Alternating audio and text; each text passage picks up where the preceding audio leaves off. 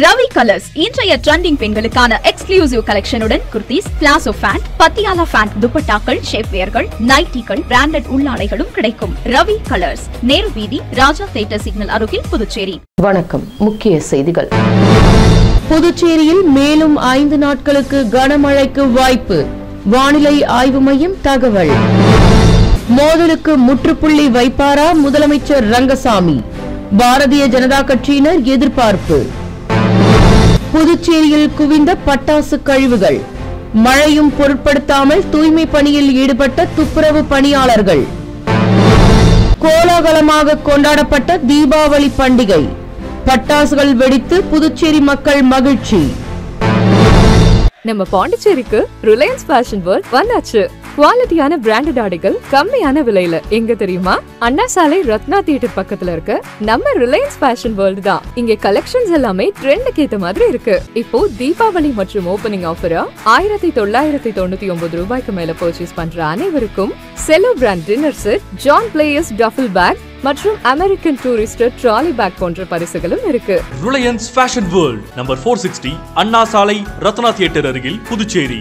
இனி விரிவான செய்திகள். புதுச்சேரியில் மேலும் 5 நாட்களுக்கு கனமழைக்கு வாய்ப்புள்ளதாக சென்னை வானிலை ஆய்வு மையம் தெரிவித்துள்ளது. தெற்கு அந்தமான் மற்றும் அதனை ஒட்டிய தென்கிழக்கு வங்கக்கடல் பகுதிகளில் ஒரு வளிமண்டல மேலடுக்கு சுழற்சி நிலவுகிறது.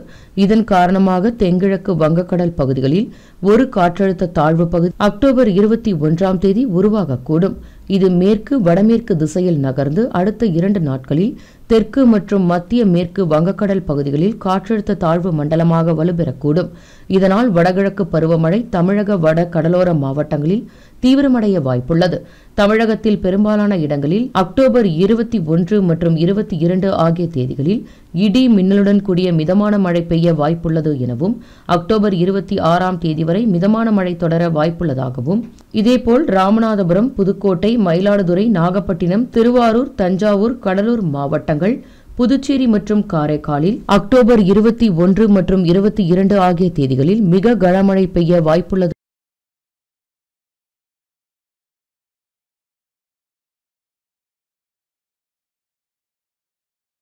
புதுச்சேரி மற்றும் தமிழகத்தில் அடுத்த 5 தினங்களுக்கு கனமழை பெய்யக்கூடும் எனவும் வானிலை ஆய்வு மையம் எச்சரிக்கை விடுத்துள்ளது. அதன் அடிப்படையில் அக்டோபர் 20ஆம் தேதி முதல் புதுச்சேரி மாநிலம் முழுவதும் விட்டுவிட்டு கனமழை பெய்து வருகின்றது. இதேபோல் அக்டோபர் 21ஆம் தேதி அதிகாலை முதல் 2 மணி நேரத்திற்கும் மேலாக கனமழை பெய்தது. அதனைத் தொடர்ந்து தற்பொழுது வரை விட்டுவிட்டு கனமழை பெய்து வருகின்றது. இதன் காரணமாக தாழ்வான பகுதிகளில் மழைநீர் தேங்கியது. மேலும் சாலையில் செல்லும் பொதுமக்கள் குடைபிடித்தபடியும் மழையில் நனைந்தபடியும் செல்வது குறிப்பிடத்தக்கது.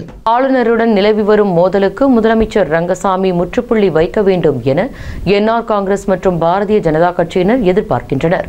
புதுச்சேரியில் மக்களால் தேர்ந்தெடுக்கப்பட்ட முதலமைச்சர் மற்றும் அமைச்சர்களுக்கு அரசு துறைகளில் நடவடிக்கை எடுக்க அதிகாரங்கள் இருந்தாலும் உச்சபட்ச அதிகாரம் ஆளுநருக்கே உள்ளது. அதனால் புதுச்சேரியில் ஒவ்வொரு முறையும் ஆட்சியில் இருக்கும் முதலமைச்சர்கள் மாநில அந்தஸ்து வேண்டும் என கோரிக்கை விடுப்பதும் அதனை மத்தியில் உள்ள ஆட்சியாளர்கள் கண்டுகொள்ளாமல் இருப்பதும் தொடர்கதையாகியுள்ளது. தற்பொழுது என்ஆர் காங்கிரஸ் பாரதிய ஜனதா கூட்டணி ஆட்சி நடைபெற்று வரும் நிலையில் முதலமைச்சர் ரங்கசாமிக்கும் ஆளுநர் கைலாஷ்நாதருக்கும் இடையே நிர்வாக ரீதியாக உரசல்கள் நீடித்து வருவது பொதுவெளியில் பேசுபொருளாக மாறியுள்ளது.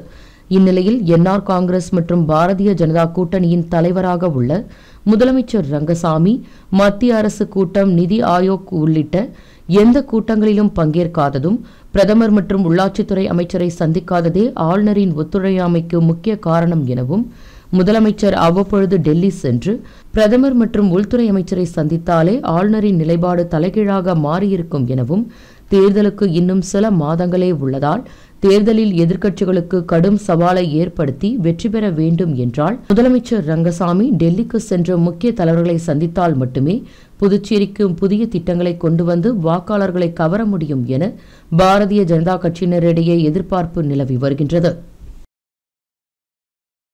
கொட்டும் மழையையும் பொருட்படுத்தாமல் பட்டாசு குப்பைகளை சுத்தம் செய்யும் பணியில் துப்புரவு பணியாளர்கள் ஈடுபட்டுள்ளனர். புதுச்சேரி முழுவதும் அக்டோபர் 20ஆம் தேதி தீபாவளி பண்டிகை மிகுந்த உற்சாகத்துடன் கொண்டாடப்பட்டது. நகரின் அனைத்து வீடுகளிலும் பட்டாசுகள் வெடித்து மக்கள் தங்கள் மகிழ்ச்சியை வெளிப்படுத்திய நிலையில் அக்டோபர் 21ஆம் தேதி காலை நகரின் முக்கிய வீதிகளும் குடியிருப்பு பகுதிகளிலும் வெடித்த பட்டாசுகளின் குப்பைகள் ஆங்காங்கே சிதறி கிடந்தன. இத்தகைய சூழலில் புதுச்சேரியில் பரவலாக விட்டுவிட்டு மிதமான மழை பெய்து வருகின்றது. எனினும் தீபாவளிக்கு மறுநாளான அக்டோபர் 21ஆம் தேதி நகரம் முழுவதையும் தூய்மைப்படுத்தும் பணியில் துப்புரவு பணியாளர்கள் முழு வீச்சில் ஈடுபட்டனர். மழையின் காரணமாக சிரமங்கள் ஏற்பட்ட பொழுதும் அதனை பொருட்படுத்தாமல் துப்புரவு பணியாளர்கள் மழை அங்கி அணிந்தபடி தங்கள் பணியை தொடர்ந்தனர். சாலைகளிலும் தெருக்களிலும் சிதறி கிடந்த காகித குப்பைகள், வெடித்த பட்டாசுகளின் கழிவுகள், அட்டை பெட்டிகள் போன்ற குப்பைகளை மக்கும் குப்பை, மக்காத குப்பை என்று பிரித்து மழையில் நனைந்தபடி சேகரித்தனர். மேலும் துப்புரவு பணியாளர்களின் இந்த செயலால் புதுச்சேரியின் வீதிகள் வெகு விரைவிலேயே தூய்மைப்படுத்தப்பட்டு இயல்பு நிலைக்கு திரும்பியது குறிப்பிடத்தக்கது. புதுச்சேரியில் தீபாவளி பண்டிகை பட்டாசுகள் வெடித்தும் இனிப்புகள் வழங்கியும் கோலாகலமாக கொண்டாடப்பட்டது. ஒளியின் திருவிழாவான தீபாவளி பண்டிகை புதுச்சேரி முழுவதும் அக்டோபர் 20ஆம் தேதி வழக்கமான உற்சாகத்துடனும் மகிழ்ச்சியுடனும் கோலாகலமாக கொண்டாடப்பட்டது. நகரமெங்கும் உள்ள வீடுகளில் மக்கள் தங்கள் குடும்பத்தாருடன் உற்சாகமாக பட்டாசுகளை வெடித்தும் இனிப்புகள் பரிமாறியும் மகிழ்ந்தனர். மேலும் நீதிமன்ற வழிகாட்டுதலின்படி புதுச்சேரி அரசு பட்டாசு வெடிப்பதற்கு குறிப்பிட்ட நேரத்தை அனுமதித்திருந்தது. அதன்படி காலையிலேயே தங்கள் வீடுகளின் முன் மக்கள் அதிக அளவில் கூடியிருந்து பாரம்பரிய முறைப்படி பட்டாசுகள் மற்றும் மத்தாப்புகளை வெடித்து தீபாவளியை கொண்டாடினர். குறிப்பாக இரவு 7 மணிக்கு பிறகு நகரத்தின் பல பகுதிகளில் வீடுகளின் மொட்டை மாடிகளிலும் பொது இடங்களிலும் மக்கள் ஆர்வத்துடன் திரண்டு பல வண்ணங்களில் வான வேடிக்கைகளை கண்டுகளித்தனர். இரவை மேலும் ஒளி ஊட்டினர். மேலும் சிறுவர்கள் முதல் பெரியவர்கள் வரை அனைவரும் இந்த கொண்டாட்டத்தில் பங்கு கொண்டு மகிழ்ச்சியை பரிமாறிக்கொண்டனர். தடை செய்யப்பட்ட பட்டாசுகளை தவிர்த்து பெரும்பாலானோர் அரசின் அறிவுறுத்தலின்படி சுற்றுச்சூழலுக்கு உகந்த பசுமை பட்டாசுகளை பயன்படுத்தினர். மேலும் இரவு வரை நீடித்த இந்த பட்டாசு சத்தமும் ஒளியும் புதுச்சேரி மக்களிடையே மிகுந்த மகிழ்ச்சியையும் உற்சாகத்தையும் ஏற்படுத்தி தீபாவளி பண்டிகையை சிறப்பாக நிறைவு செய்தது.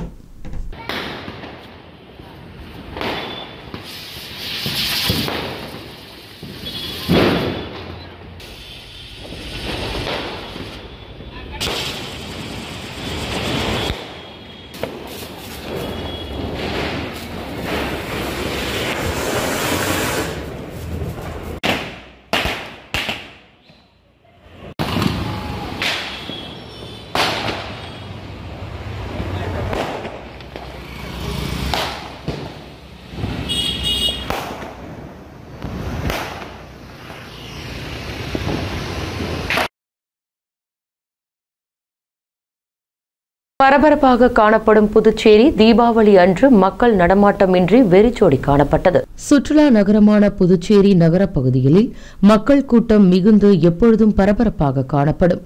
இந்நிலையில் தீபாவளி பண்டிகையை ஒட்டி கடந்த 10 தினங்களாக ஜவுளி உள்ளிட்ட பொருட்கள் வாங்க அருகாமையில் உள்ள தமிழக பகுதி மக்களும் புதுச்சேரிக்கு வருகை தந்ததாலும் தீபாவளி பண்டிகைக்கு பலர் தங்கள் சொந்த ஊர்களில் கார்கள் உள்ளிட்ட வாகனங்களில் திரும்பியதால் புதுச்சேரியில் திரும்பிய பக்கமெல்லாம் போக்குவரத்து நெரிசல் நிலவியது.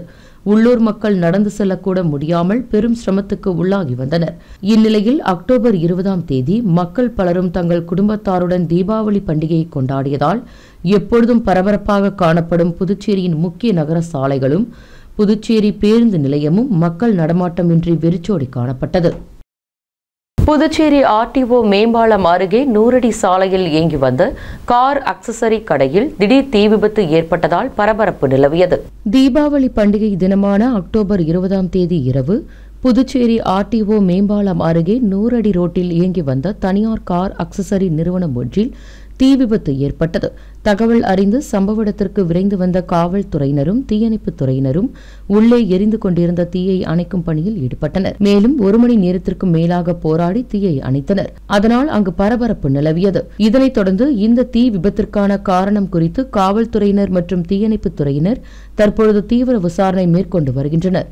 தீ விபத்திற்கான துல்லியமான காரணம், சேத விவரங்கள் மற்றும் வேறு ஏதேனும் இழப்புகள் ஏற்பட்டுள்ளதா என்பது குறித்து தகவல்கள் காவல்துறையினரின் விசாரணையின் முடிவில் தேதிக்குள் தெரியவரும் என தெரிவிக்கப்பட்டுள்ளது. ஏசி டவுன் பேருந்து சேவை 24ஆம் தேதி துவங்கப்படுவதாக தெரிவிக்கப்பட்டுள்ளது. ஸ்மார்ட் சிட்டி திட்டத்தின் கீழ் நகர சேவைக்காக தனியார் பங்களிப்புடன் மொத்தம் 25 எலக்ட்ரிக் பேருந்துகள் வாங்கப்பட்டுள்ளது. இதில் 10 ஏசி பேருந்துகளும் அடக்கம்.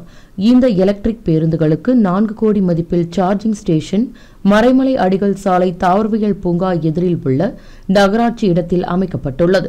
மேலும் இந்த புதிய பஸ்களை முதலீடு செய்து வாங்குதல், அதனை பராமரித்தல், இயங்குதல் அனைத்தும் தனியார் நிறுவனம் மேற்கொள்ளும். இதில் டிக்கெட் கலெக்ஷன் செய்யும் பணியை மட்டும் புதுச்சேரி சாலை போக்குவரத்து கழக ஊழியர்கள் செய்வார்கள். மேலும் பேருந்து இயக்கும் தனியார் நிறுவனத்திற்கு அரசு அதற்கான தொகையை கொடுத்துவிடும். அதன்படி ஏசி பேருந்துகள் 1 கிலோமீட்டர் தூரம் இயங்க 63.8 ரூபாயும், ஏசி வசதி இல்லாத பேருந்துகள் 1 கிலோமீட்டர் தூரம் இயங்கினால் 62 ரூபாயும் வழங்கப்பட உள்ளது. இந்த 25 பேருந்துகளின் சேவை வரும் 24ஆம் தேதி முதல் நகர பகுதிகளில் இயக்கப்பட உள்ளதாக தெரிவிக்கப்பட்டுள்ளது. புதுச்சேரியில் ஆன்லைன் மூலம் 6 பேரிடம் 47,000 மோசடி செய்யப்பட்டது தொடர்பாக சைபர் கிரைம் காவல்துறையினர் விசாரணை மேற்கொண்டு வருகின்றனர். புதுச்சேரியை சேர்ந்த நபரை மொபைல் மூலம் தொடர்பு கொண்ட மர்ம நபர் தனியார் நிதி நிறுவனத்தில் இருந்து பேசுவதாக அறிமுகப்படுத்திக் கொண்டு பேசியுள்ளார். அதில் குறைந்த வட்டியில் லோன் தருவதாகவும் கூறியுள்ளார். இதனை நம்பி லோன் பெற விண்ணப்பித்த பொழுது செயலாக்க கட்டணம் செலுத்தும்படி கூறியுள்ளது. இதனை அடுத்து 4 தவணைகளாக மர்ம நபருக்கு 19,882 செலுத்தியுள்ளார். ஆனால் அதன் பின் மர்ம நபரை தொடர்பு கொள்ள முடியாமல் போயுள்ளது. இதேபோல் புதுச்சேரியை சேர்ந்தவர்கள் 14,500, 3,000, 5,000, 2,000, பெண் ஒருவர் 3,000 என 6 பேர் மோசடி கும்பலிடம் 47,382 ரூபாயை இழந்துள்ளனர். இந்த புகாரின் பெயரில் சைபர் கிரைம் காவல்துறையினர் விசாரணை மேற்கொண்டு வருகின்றனர். அடுத்து வருவது புதுச்சேரியின் இன்றைய தங்கம் மற்றும் வெள்ளி விலை நிலவரம். இன்றைய தங்கம் வெள்ளி விலை விவரம். புதுவையில் இன்றைய தங்கம் வெள்ளி விலை விவரம் வழங்குபவர்கள் முத்து கோல்ட் ஹவுஸ், பாண்டிச்சேரி. தங்கம் 1 கிராம் 12,170 ரூபாய். இன்றைய தங்கம் வெள்ளி விலை விவரம். வெள்ளி 10 கிராம் 1,850 ரூபாய். இத்துடன் ஏஎம்என் செய்திகள் நிறைவடைந்தன. வணக்கம். புதுச்சேரி உங்கள் ஏஎம்என் டிவி செய்திகளை யூடியூபில் உடனுக்குடன் காண ஏஎம்என் டிவி பாண்டிச்சேரி சேனலை சப்ஸ்கிரைப் செய்யுங்கள். பெல் பட்டனை மறக்காமல் கிளிக் செய்யுங்கள்.